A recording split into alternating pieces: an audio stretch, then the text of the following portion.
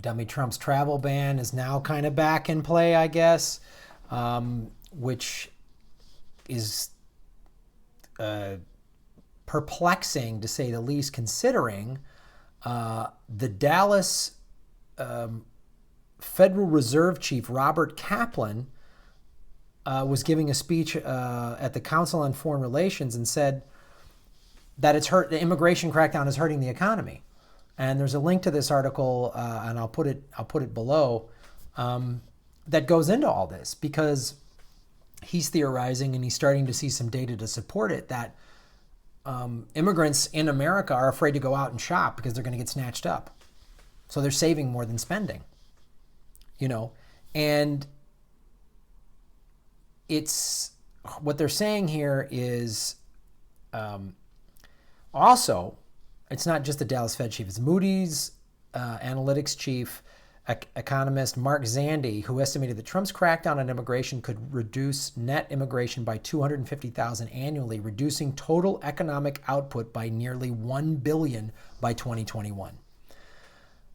Zandi noted that immigrants contribute to the workforce, are part of the economy, help boost consumption, and start businesses which create jobs. Yeah, people come to this country, they come here to work. And when you work, you then have money, and then you buy stuff and you contribute to the economy. We have a consumer-based economy.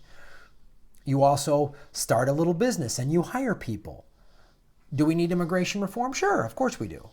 But just banning everybody, this simplistic right-wing, ban the Muslims and build a wall. It's like, it's hurting the economy. And Trump, of course, in typical dumb Trump fashion, is a hypocrite. The Trump Winery, managed by Erik Trump, is seeking immigrant workers. He's taken credit for the relative health of the economy today, built in part by immigrants. Right? He's deported business owners like Roberto Bearstein, whose small business employed 20 workers. These policies are short-sighted and they're hurting the economy.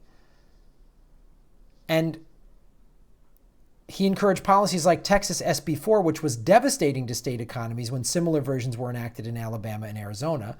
And his mass deportations have made it harder for businesses to find much-needed workers. This is coming after Obama that deported 2 million people.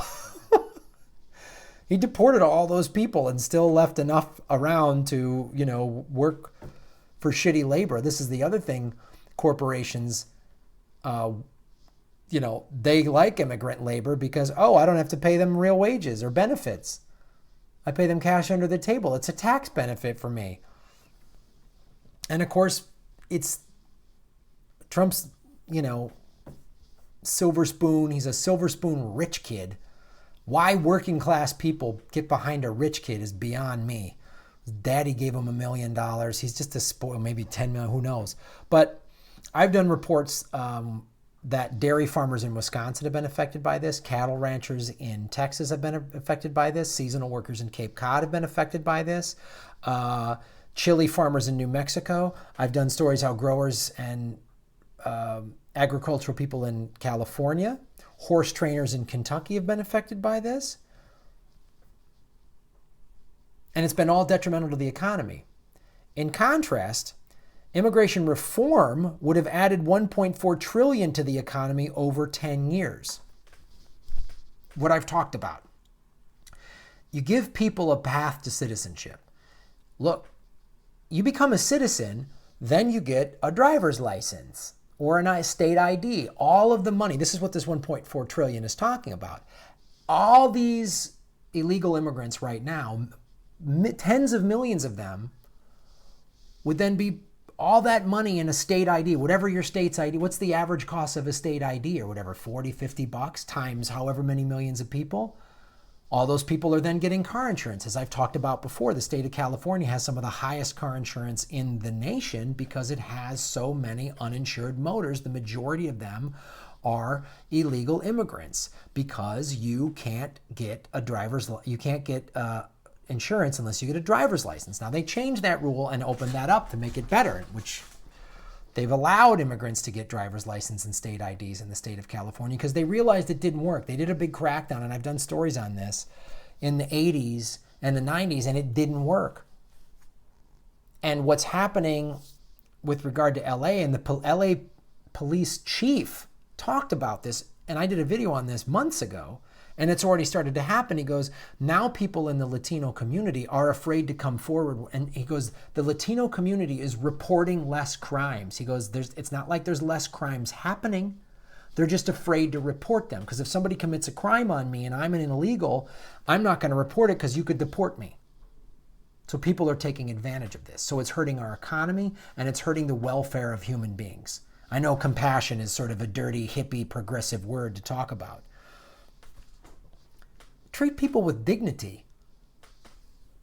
If you give them citizenship, they'll pay taxes. We'll get more tax revenue. We'll get more.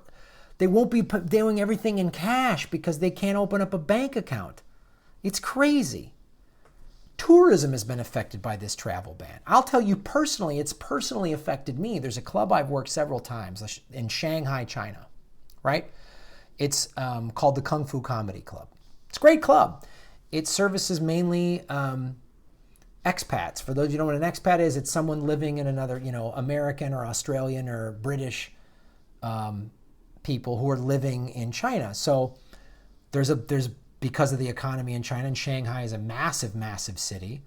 People, companies from all over the world are sending their employees there to do business. So there's a need for English-speaking comedians. And there's some Chinese speaking, but that's not really a part of their culture. It's starting to change a little bit. But so he told me recently, I was like, hey, I'd love to come back this fall. He goes, Graham, the Chinese government has cracked down on expats. They're sending people home. He goes, so I have a smaller audience to choose from. So unless you are already have established, you have a big draw here, it's hard for me to because he'd fly you out, put you up, and then you'd pick up other gigs around there in Hong It and stuff like that. But it was a nice gig. It wasn't like a break-even trip. Like, you'd make money. And he goes, Graham, I feel horrible. I've had to literally send this email to 50-some comedians. I gotta believe this has all of Trump's anti-China rhetoric. The Chinese government is like, all right, fuck them. We don't want Americans coming over here. We're throwing you out. So Trump is hurting my business. He's hurting my personal livelihood. So Trump is an idiot, but it's all the more reason, I've talked about this time and time again, why we need real progressives. We need a real progressive answer, because the fake liberal corporate Democrat bullshit is not enough. People are sick. That's why Trump won. So we need real progressives, and I don't know if it's the Democratic Party. I doubt it. It's probably just we need a real third party. I don't know if it's Draft Bernie. I don't know what it is, but we need like a real independent party that talks about workers, that talks about progressive populist policy. You see these people getting dragged off? See, that's the cover of USA Today. See that woman? She just wants health care, and she's dragged off.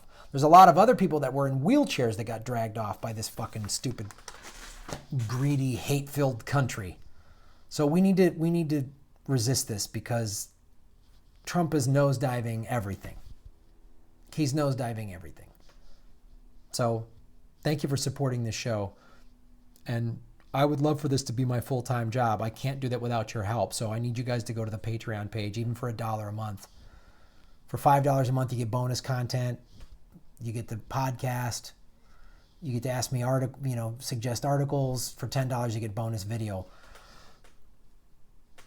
The more support I get, the more stuff I can do. I'm giving you one bonus video a week. I want to get to like 3 or 4 or 5 bonus videos a week. So thanks for supporting the show.